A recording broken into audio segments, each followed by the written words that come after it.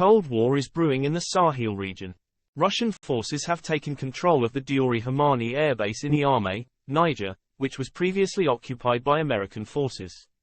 The significant shift in military presence that occurred on May 3 should be taken into consideration by those who are cautious about the possibility of a second Cold War breaking out in the Global South, and Africa in particular. The junta in Niger and a group from the United States led by Molly Fee had a tense discussion prior to this.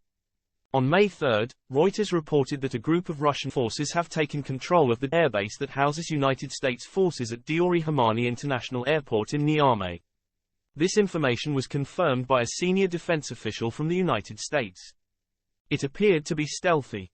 There was no gunfire. It had little to do with getting to know each other, but rather with replacing people. The base was being taken over by Russian soldiers. It had been 1 month after the hardline junta in Niger had evicted the United States troops. This action was precipitated by a contentious meeting that took place between senior members of the junta and a delegation from the United States led by Molly Fee, who is the Assistant Secretary for African Affairs. The military arrangement that had allowed the United States to station forces in Niger was terminated by the junta. This deal had been in place for some time. The announcement was made by the leader of Niger during the same week that a group from Washington had been in Niamey for consultations with the leadership of the country's military. The mission had been there for the purpose of discussing the situation. French forces were forced to leave the nation in December, and now the Niger leader is drawing nearer to Russia. There has been a concerning decline in the state of relations between the United States of America and Russia ever since Russia began its full-scale invasion of Ukraine in February of 2022.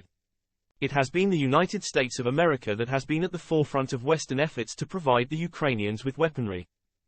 A damning declaration that was broadcast on national television, Colonel Amadou Abdrahman, the military spokesman for the Republic of Niger, stated that the presence of the United States of America on the territory of the Republic of Niger is illegal and violates all of the constitutional and democratic rules that would require the sovereign people to be consulted on the installation of a foreign army on its territory.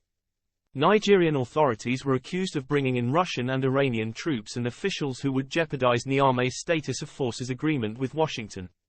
This charge was made against Nigerian authorities.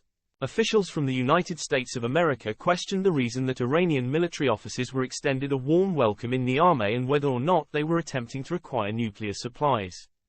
There are around 1,000 United States forces stationed at Camp 101 in Niamey, and another 1,000 are stationed at Camp 201 in Agadez, which is located in the desert city of Agadez, which is at the crossroads of the illegal trafficking operations in the Sahel. Since the year 2018, the Agadez facility has been utilized by the United States government in order to deliver real-time surveillance and intelligence across the Sahel region. It has also used that site to launch armed drones in order to attack individuals who are believed to be leaders of terrorist organizations such as Islamic State and Al-Qaeda.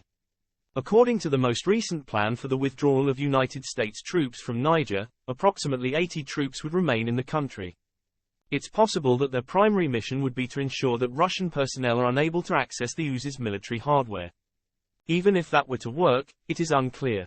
The previous week, an officer who is close to the President of Chad, Mohamed Idris Deby, sent a letter to the local commander of the United States military, advising him that they would seek a revision to their agreement regarding the status of soldiers in Chad.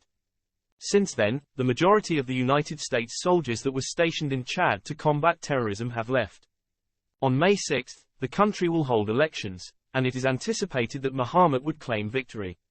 Mali and Burkina Faso were both removed from French military control in the previous year. It would be difficult to find a more lucid pattern. In order to further their respective objectives, Russia, France, and the United States have turned the Sahel region into a massive chessboard. Bamako, Ouagadougou, and Niamey are all home to nationalist military juntas, and they have all contributed their voices to the funfair. However, we have not yet heard what ought to go on to become the most influential voice, which is the voice of the people living in the Sahel. Is it possible that the Sahel states will give in to pressure from the West? Please mention it in your comment. Thanks for watching. If you enjoyed this video, I would appreciate it if you would like it and subscribe to my channel so that you may be notified when the next video is posted.